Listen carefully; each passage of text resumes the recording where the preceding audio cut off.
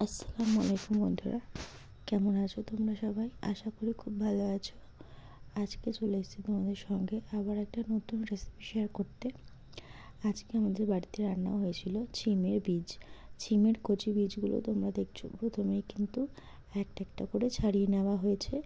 এরপরে এর উপরে যে আর একটা আবরণ থাকে সেটাকেও কিন্তু এইভাবে একটু একটু করে ছাড়িয়ে নিতে হবে।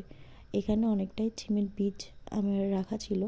এগুলোকে তোমরা যদি চাও তাহলে কাঁচা লঙ্কা পেঁয়াজ দিয়ে ছ্যাঁকা তেলে ভেজে মুড়ির সঙ্গে মাখিয়ে খেতে পারো, খুব ভালো লাগবে। এটা সন্ধ্যেবেলা তোমরা খেতে পারো চায়ের সঙ্গে। আমরা তো খাই, তোমরা যদি না খেয়ে থাকো একবার ট্রাই করে দেখবে, আশা করি ভালো লাগবে। মা আজকে এই ছিমের বীজগুলো কুচি ছিম দিয়ে আলু দিয়ে সুন্দর করে রান্না করেছে। তো প্রথমেই দেখছো বীজগুলোকে একটা একটা করে ছাড়িয়ে ভালো করে ধুয়ে নিতে হবে। এরপরে কড়াইতে একটু কাঁচা লঙ্কা পেঁয়াজ দিয়ে ভালো করে নাড়াচাড়া করে মশলাটাকে ভাজা ভাজা করে নিতে হবে। এই যে ছিমের বীজটা আমি রান্না করছি, এটা কিন্তু শুকিয়ে রাখলে এটা দিয়ে একটা ডাল করা যায়। ছিমের বীজের ডাল কিন্তু খেতে একদম কলাই ডালের মতো লাগে, খুব সুন্দর স্বাদ হয় খেতে।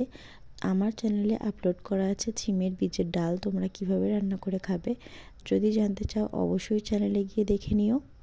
এরপরে প্রথমে দেখো খুব সুন্দর করে পেঁয়াজ আর লঙ্কাটা ভাজা হয়ে যাওয়ার পরে ছিমের বীজগুলো যে রেখেছিলাম সেগুলোকে কিন্তু ছিমের সঙ্গে দিয়ে দিতে হবে। এই ছিমগুলো কিন্তু খুব সুন্দর লাল। তোমরা যারা ভিডিওটা দেখছো অবশ্যই ভিডিওতে একটি লাইক করে দিও, আর চ্যানেলে নতুন বন্ধু হয়ে থাকলে সাবস্ক্রাইব করে পাশে থেকো। ভিডিওটি দেখার পরে কমেন্ট করতে একদম ভুলবে না। রান্নাটি কেমন লাগলো অবশ্যই জানিও। ছিমের বীজ রান্না কিন্তু আমার খেতে খুব ভালো লাগে। আর ছিমের মধ্যে সবথেকে ইন্টারেস্টিং ব্যাপার আমার কাছে এটাই, আমি ছিমের খোসাগুলো খুব কম খাই, ছিমের বীজটাই আমি বেশিরভাগ খাই। অনেকেই আছে যাদের ছিমের বীজ খেতে খুব ভালো লাগে, বিশেষ করে কিন্তু রান্নাটা তাদের জন্য। অবশ্যই একবার এইভাবে ট্রাই করে দেখবে, আশা করি ভালো লাগবে।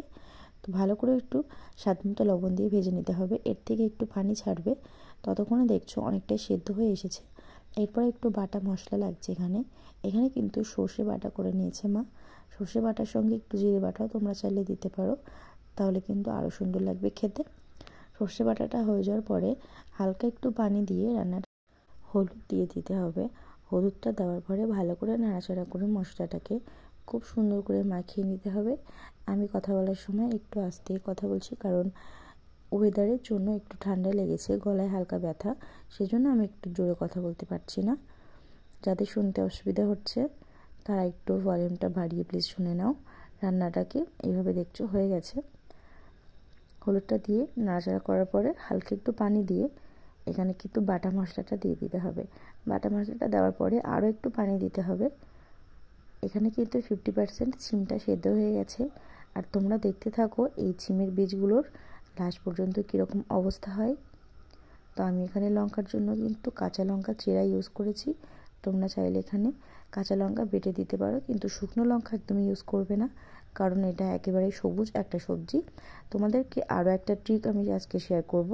সবুজ শাকসবজি যদি তোমরা রান্না করে কালারটা সবুজ কালারেরই রাখতে চাও, হালকা একটু চিনি রান্নাটার মধ্যে দিয়ে দেবে, তাহলে কিন্তু কালারটা একেবারে নষ্ট হবে না, একেবারে সবুজ থাকবে।